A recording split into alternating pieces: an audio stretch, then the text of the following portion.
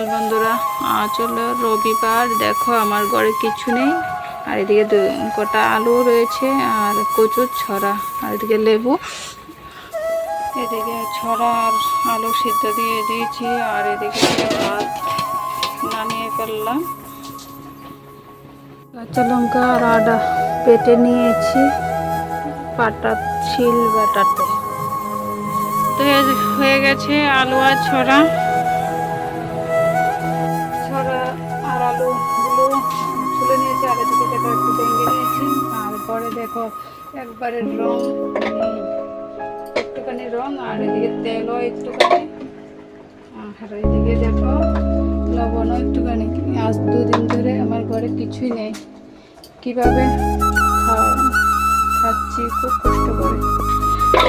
বাসে নিয়েছি শুকনো লঙ্কা, তেজপাতা, 5 ফোড়ন,